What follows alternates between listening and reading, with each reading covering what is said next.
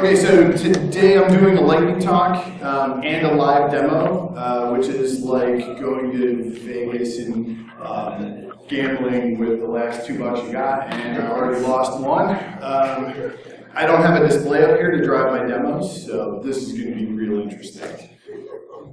So please play along with me. Okay, so before I get into talking about Viper, or how to use it, or why to use it, I wanted to stop and say thank you to the folks behind the Viper project. So it turns out that if you write blue team open source stuff, you don't get the $10,000 bug bounties that the security researchers do for O-Day. So this is my way of giving back to the community. If you're not already aware, Claudio Guarneri, Botherter, who's also the man behind the Cuckoo Sandbox project, Kevin Breen, Raphael Vina, Alexander Yeager, and about 24 other folks who have their name on the GitHub commit are the folks that make the Viper project possible. So a little bit about Viper. What is Viper? At its guts, it's really a repository and framework for doing static file analysis. It has definitely a malware bent. I definitely have a malware bent in how I use it and why I use it. But you can use it for just about any type of static file analysis. Its guts are Python and SQLite, which is nice because it makes it real lightweight, easy to deploy to just about anything you want to run it on. And it's got a fairly straightforward architecture. So it has a web UI, which makes it nice for your entry-level analysts. It's got a Metasploit shell-like command interface, which is my favorite. I don't have an adapter, otherwise I'd show you. Actually, I don't have any bars either. But I am in Viper constantly on my phone. I have probably the greatest job in the world. So as a result of that, I get interesting alerts sometimes, and I'm able to triage files quickly from a server in Amazon, from my phone with Viper, and then send emails down to the event analysts and go, hey, I didn't know you caught this, but you should really go look at this. And it's a lot of fun. Kind of the middle stack, the software stack, is the framework code itself. The framework also offers up a series of REST APIs, and it's got a module interface, and they made it really, really easy, and we're going to show off all this stuff in a little bit of depth here in the demos. Made it really, really easy to write your own functionality for the Viper framework. So if Viper doesn't do something you want to do today, if you can hack it up in Python, it takes you 8 hours to hack it up in Python, then in 9 hours you can have it as a Viper module. It's pretty easy to set up and deploy. And then the underlying, there's a file store where all of the binaries that you check into the projects go, and then a SQLite database that handles all the metadata and indexing. So part of what was driving my desire to do a talk on Viper is what I'm calling the zoo use case. Because I don't want to come up here and say that Viper is the best static analysis tool in the field. In fact, it's probably not. You probably wouldn't use it as your primary go-to, and certainly not your only go-to for malware analysis if what you were doing was single file, single incident triage analysis of one file.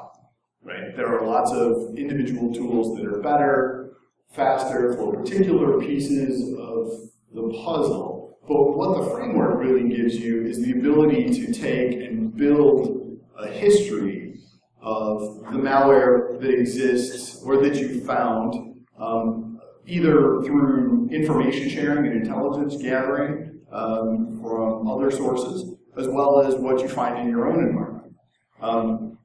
And what's cool about Viper is, and I'll show this off in a minute, is just like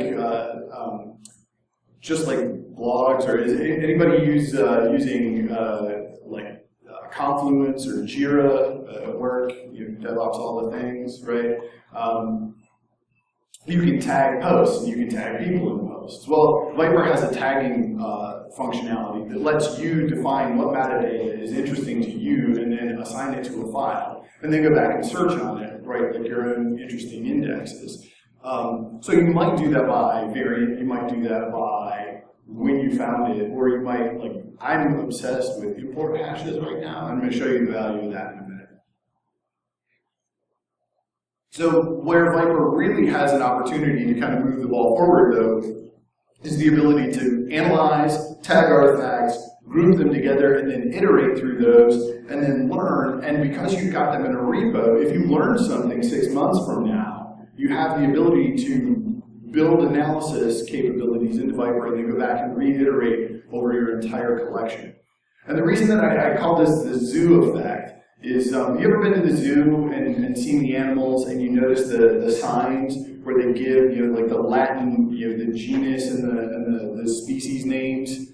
Right. The idea is that we want to start building a lot of data around the relationships between different pieces of malware. Because if you've been doing malware analysis for any length of time, you've come to understand that bad guys are lazy, and the people that build malware and sell it to bad guys are even lazier and greedier than the people that use it, and so it's all just reused code, right? I mean, there's some new bespoke malware out there, but increasingly, right, we take this piece of functionality from over here, from Zeus, and this piece of functionality over here from Dridex, and we slap a new piece of C2 on it based on something we saw from GhostRed, and we iterate through it, and we put it out as a whole new thing, but it's really not all that new. And so this becomes a way over time to start discovering those connections in your environment. And there's some interesting things to be learned, and some quick ways that we can do some of that stuff. So that was really all I had to say about Viper. Now I just want to show you demos. Woohoo! Right. So roll out the flaming hoops and the typewriter in a second here. All right. So first I wanted to kind of show off the sexy web interface that Kevin Bruni wrote for Viper. This is really slick, just because it's hey, personal virus flow. So we're going to try and first I'll just scroll down into, so you can see the repository, some basic functionality on the front page. The web UI, by the way, if you're doing anything with Yara development, this is fantastic because you can take a large number of samples of malware that you already know all the information about, and if you're doing Yara rule development, leverage the mouse. There we go. Okay. And so come in here, build your rules, edit them. It has the functionality from the artifact to edit in line. And then you actually have a plugin by which we can run Yara rules over a sample. You can also go back through and look at all the different pieces of malware that have been uploaded into the repository. The database by default keys on SHA-256. This is useful to know when you're working with the API. If you want unique identifiers by session, knowing the SHA-256 value of a file is the key we use to interface with it.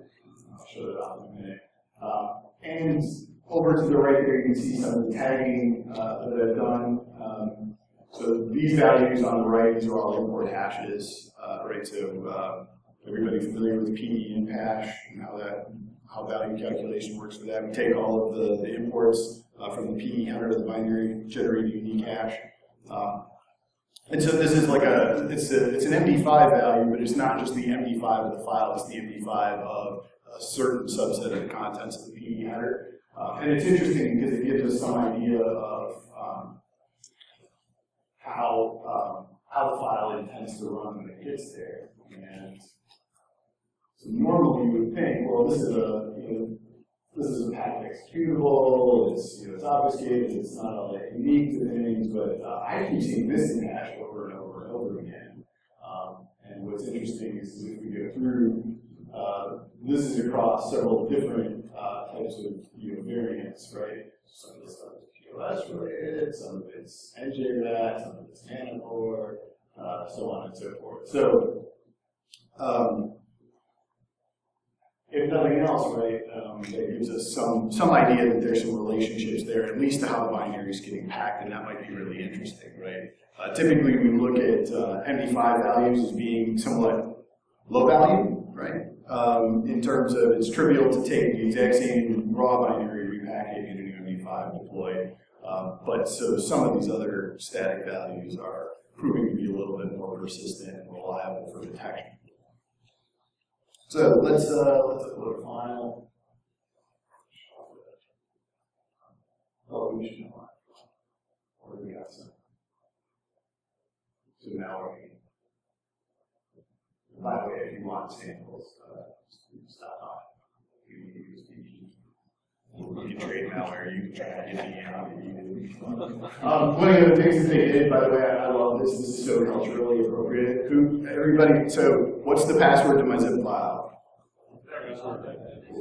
Infected, that's right. But so I love the fact that they thought that through, though, right? Everybody hands the malware samples around the zip files. So that upload happened relatively quickly. You can see it here. And now I can drill into this, get all sorts of information about it, do a breakdown. I can start tagging it in here. I have installed PySSD. So for those of you that are familiar with fuzzy hashing, I can do a fuzzy search and see if there's anything that matches. It's not working yet. Sorry, I'll show you what I got open here. And then we can go to the modules and we can execute individual modules. So maybe we want to see. It's really hard to drive over my shoulder, sorry. So, for our PID, right against the file negative. So this is the web UI. The other thing that is pretty cool about this, and I won't demo it for you, but highly recommend it, right? So I mentioned earlier that Claudio, one of the key developers of Viper, is also the guy behind Cuckoo Sandbox. Cuckoo integration is built in, so if you've got Cuckoo Sandbox running, go ahead and put an endpoint config into Viper, point it at your Cuckoo server, and you can go ahead and take samples directly from your Viper environment, run them through Cuckoo, and then it will tag the result in Viper with the Cuckoo report. So it won't actually re-import all the report data from Cuckoo, but it will give you a quick link. So if somebody's already running through the sandbox, you can go back through and view it later. All right, so it gives you a nice triage desk to work from for those artifacts, and lets you do one web interface to do both your static and dynamic analysis. All right. This is the command line interface for Viper. This is everybody's going the kind of Metasploit shell route. I really dig this though. I use it a lot. Typing blinding here so I can go through all of my this stuff in my repo. File.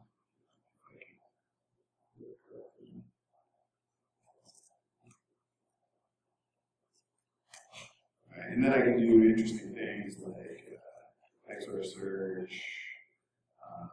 Can you find anything? Yeah. And the reference to HTTP, that's probably a false positive. This is another one I really like. Search string dash capital H will go through and look for anything that looks like a host FQDN or IP address hard coded in binary, because that's usually a good indicator that something fun's going on. All sorts of things that we can do. I'll come back and demo a couple others in a minute. So let's switch briefly to code. So I mentioned earlier that Viper's got a modular interface that lets you write your own modules. This is a really, really simple kind of hello world version of it, so I don't actually bring in any outside code from beyond what the Viper framework is already capable of here. In fact, this functionality of file.type is readily available inside of the info screen that I showed you earlier, but let's say you just wanted a command that all it did was give you the same output as if you were running file from a command line, just get the file output. Can everybody see this, by the way, or is this hard to see? Good, okay. So,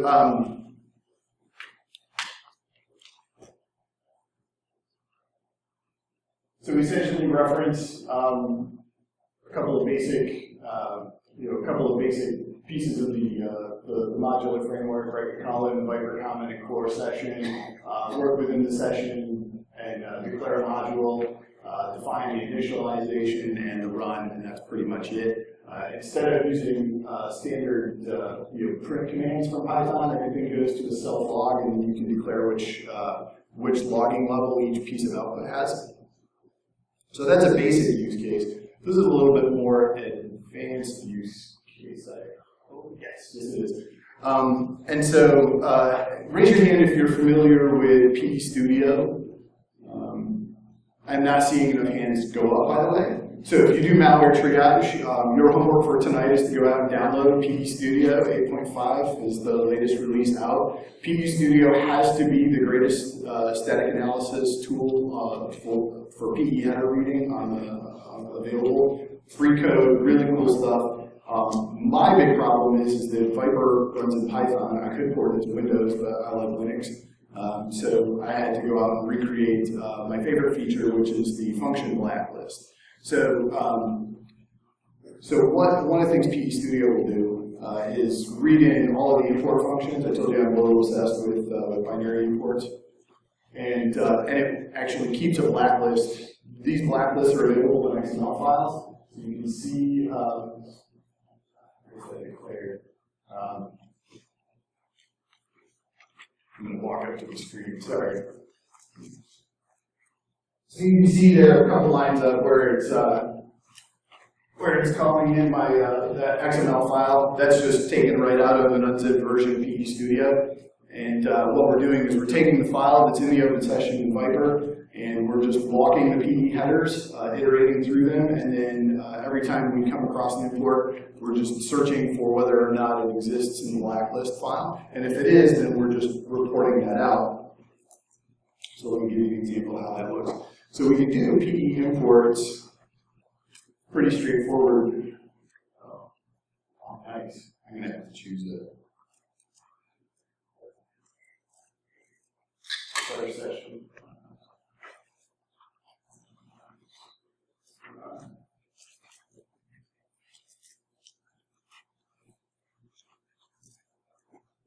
Nice packer, by the way, right? Single import. So, but that's really interesting. Most normal files don't have just a single import. I guess that's okay. So we can get a list of all of the imports, right? So by DLL, here's all the function calls. So that module that I showed you up on the screen, I rewrote, and you can see here it's cross-referenced all of them. So everywhere you see a bang in yellow on the left, you can see we've identified a blacklisted function. And getting an idea of how many of the functions that it calls are blacklisted is definitely interesting. And give you some idea of whether or not you've got a suspicious file on your hands. All right, and for my next stupid Viper trick, we are going to. How about this? Okay, perfect. So I've only got 2 minutes left, so I'm going to skip over running this one for you. But one of the big problems that Viper has is that I just walked you through some pretty manual UIs. What if you had a large number of samples that you wanted to import automated tagging for? So this is a script. You point it at a directory, run this, and this will access the API, which is right here on the top half. Take the individual files, upload them, take a local hash of them, and then reiterate through them, tag them with PE, import hash, and any other tags you wanted to add to them. But for my last trick, get there. Yes, indeed. So my last trick, I thought I would show you how to leverage the API to actually go ahead and build some visual analysis based on what's in the repo. Right, so one of the things Viper can do is it can use SSD to do fuzzy hashing functions against all of the files as well, against any individual file. Well, what if you could iterate through all the files and then using networks, which if you're not familiar is a node mapping library for Python, and build an actual map of these things. So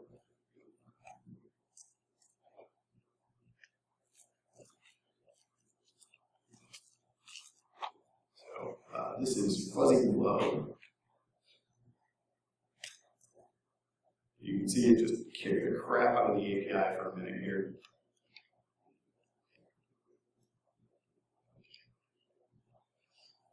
because we're going through mapping relationships and then pulling back all kinds of artifacts out of the repo to build this table.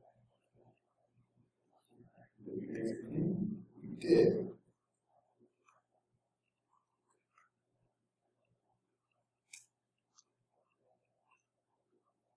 So here we have a node map of all the different samples with their names. It's a little bit messy. I could probably do some stuff with Wing and fonts to clean this up. But you can see we're able to map all the different relationships between all the different families. And some of these, it's very obvious why they're related, and other ones, maybe not so much.